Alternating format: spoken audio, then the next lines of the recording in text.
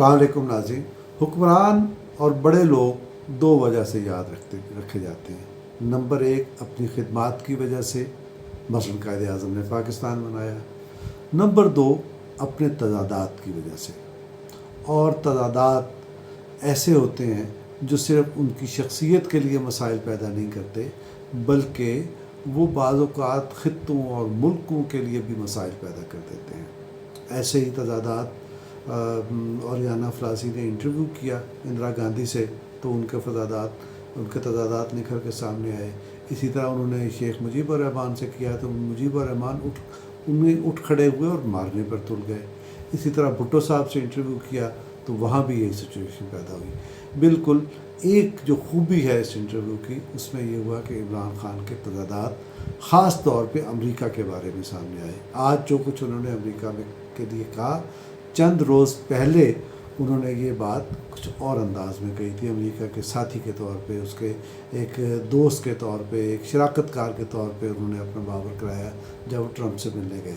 لیکن اس انٹرویو میں وہ امریکہ پر تنقید کرتے ہوئے نظر آئے، اور ان لوگوں پر تنقید کرتے ہوئے نظر آئے جو ان کے خیال میں امریکہ کے ساتھی ہیں یا امریکہ کے لیے کام کر رہے ہیں یا ان کے اعلی کار ہیں. میری مراد اس سے اپوزیشن سے ہے. یہ جو تضادات سامنے آئے ہیں، یہ انٹرویو کرنے والے یعنی ارشد شریف صاحب کا کوئی کارنامہ نہیں ہے. یہ بات از خود عمران خان نے کہی. ارشد شریف صاحب کی ایک اور قابل بحث بات ہے. ارشد شریف صاحب بیسیکلی وہ انٹرویو کیا جاتا ہے کسی شخصیت سے اس طرح سے کہ وہ بات جو وہ چھپا رہا ہے وہ سامنے آئے. لیکن یہ انٹرویو سجیسٹیو تھا. وہ اس قسم کے سوالات کر رہے تھے جس سے عمران خان کو اپنی خدمات اور کارنامے گنوانے کا موقع ملے.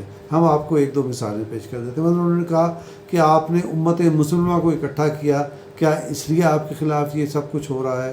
پھر انہوں نے یہ کہا کہ آپ نے ناموس رسالت کے تحفظ کے لیے بڑی خدمات انجام دی، کیا اس لیے دنیا آپ کے خلاف ہو گئی ہے؟ پھر انہوں نے ایک بات یہ کہی کہ آپ نے اسلامو فوبیا کے بارے میں آپ کی بڑی خدمات ہیں، کہ دنیا اس لیے آپ کے خلاف ہے. تو یہ سجیسٹیو انٹرویو ہے. ارشد شریف صاحب بہت سمجھدار آدمی ہیں، تجربہ کار صحافی ہیں.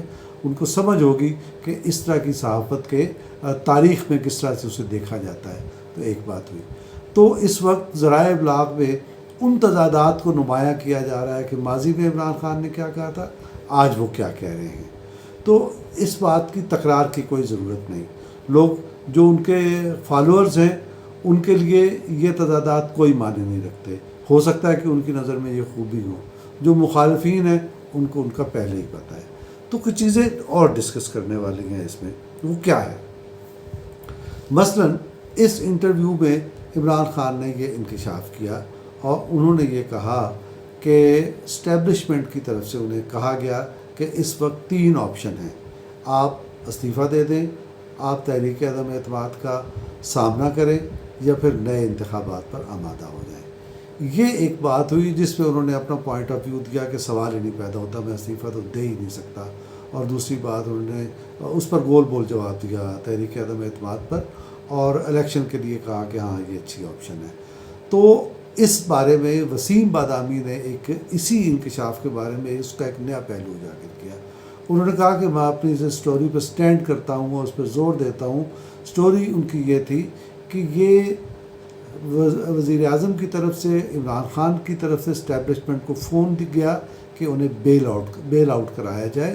لہٰذا اس کے جواب میں اسٹیبلشمنٹ نے مختلف سیاسی قوتوں سے رابطے کیے عمران خان کی ریکویسٹ پر، اور اس کے بعد یہ تجاویز اسٹیبلشمنٹ تک اپوزیشن تک پہنچائیں، جسے اپوزیشن نے ریجیکٹ کر دیا. تو یہ ایک نیا پہلو سامنے آیا ہے.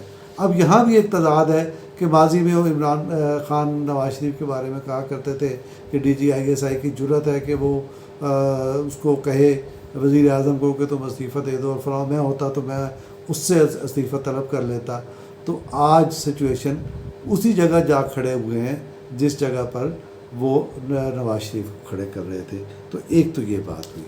اب اس ساری سچویشن سے سمجھ میں کیا آ رہا ہے؟ سمجھ میں یہ آ رہا ہے کہ عمران خان الیکشن کی طرف جا رہے ہیں. وہ اس کے لیے کیا راستہ اختیار کیا جائے گا یہ ابھی واضح نہیں ہے، لیکن یہ بات سمجھ میں آ رہی ہے کہ الیکشن کی طرف وہ جا رہے ہیں.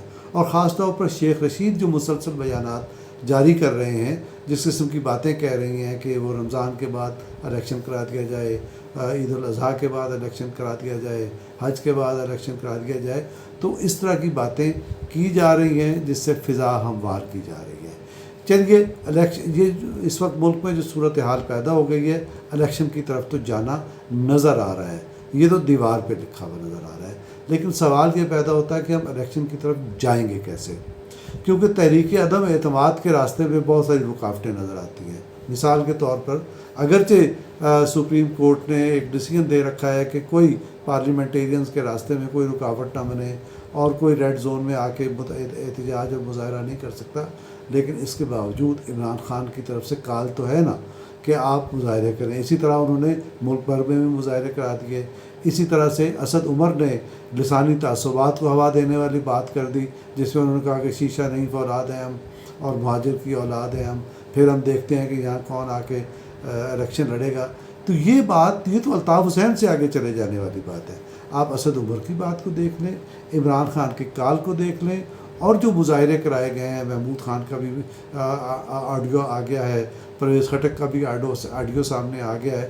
تو یہ جو باتیں سامنے آئی ہیں، اس سے سمجھ میں آتا ہے کہ الیکشن کی طرف جا رہے ہیں، الیکشن کے لیے ایک فضا ہموار کی جا رہی ہے، اپنی پاپولیرٹی کو دوبارہ جمع کرنے کے لیے کوشش کی جا رہی ہے، لیکن اس سارے عمل میں کس چیز کو داؤ پہ لگایا جا رہا ہے؟ امن و امان کو داؤ پہ لگا رہا ہے، ریاست کی مشینری کو داؤ پہ لگایا جا رہا ہے، عوام کے جان و مال کو خطرے میں ڈالا جا رہا ہے۔ اس کا نتیجہ کیا نکلے گا؟ اس کا نتیجہ سب سے پہلے تو یہ نکلے گا کہ ریاست کی مشینری جیم ہو جائے گی، اور ایک وقت ایسا آئے گا کہ کوئی کسی کے احکامات نہیں مانے گا۔ جب اس طرح کی سچویشن پیدا ہوتی ہے، ریاست میں قتل و خون ہو جاتا ہے، مشینری جیم ہو جاتی ہے، یا ایسی کیفیت پیدا ہو جاتی ہے جسے آپ خانہ جنگی قرار دے سکیں، تو ایسی سچویشن میں بڑے مسائل پیدا ہوتے ہیں۔ یہ جو نصرت بھٹو کیس ہے، جو انہوں نے 77 کے مارشل لاء کے سلسلے میں سپریم کورٹ میں گئی تھی، اس میں لکھا ہے کہ جب مشینری، اپنی ریاست کی مشینری اپنی ذمہ داریاں ادا کرنے کے قابل نہ رہے تو پھر مداخلت کا راستہ ہموار ہو جاتا ہے۔ تو ہم اس طرح کی سچویشن کی طرف جا رہے ہیں، تلخی بہت بڑھ گئی ہے، تعفن بہت بڑھ گیا ہے، اور یعنی ہم ایسی سچویشن کی طرف جا رہے ہیں جس میں واپسی کا راستہ بند ہو جاتا ہے۔ ابھی یقیناً ہم بہت آگے جا چکے ہیں، بہت زیادہ کشیدگی پیدا ہو چکی ہے، بہت زیادہ تناؤ پیدا ہو چکا ہے، لیکن اور واپسی کے راستے کم ہو چکے ہیں، لیکن اس کے باوجود اس وقت بھی واپسی ممکن ہو سکتی ہے۔ تو اس بہتر یہ ہے کہ ہم عقل و خرد کو ہوا دیں، عقل و خرد کو آواز دیں، اور کہیں بریک لگائیں، فل سٹاپ لگائیں۔ جس راستے پر ہم بہت بک تک دوڑتے چلے جا رہے ہیں، یہ تباہی کا راستہ ہے، اور یہ صرف تباہی کسی ایک فریق کے لیے نہیں ہے، یہ اس کے لیے تباہی بھی نہیں ہے جس کے خلاف غداری کے کیس چلائے جائیں گے، یہ اس کے لیے بھی بھلائی اور خیر نہیں ہے جو یہ مقدمات قائم کرے گا۔ اصل میں یہ ایک گڑھا ہے جس میں سارے جا گریں گے۔ تو اس سچویشن میں سب سے زیادہ ذمہ داری کس پہ عائد ہوتی ہے؟ اس پر عائد ہوتی ہے جس کے پاس اختیار ہے، لیکن ایسا لگتا ہے کہ جس کے پاس اختیار ہے وہ ہیرو بننے کے بجائے ولن بننے کی تیاری کر رہا ہے۔ بہتر یہ ہے کہ ولن نہ بنے اور ہیرو بنے، اس ملک کے لیے کچھ کریں، اس ملک کے لیے مسائل پیدا نہ کریں۔ خدا حافظ۔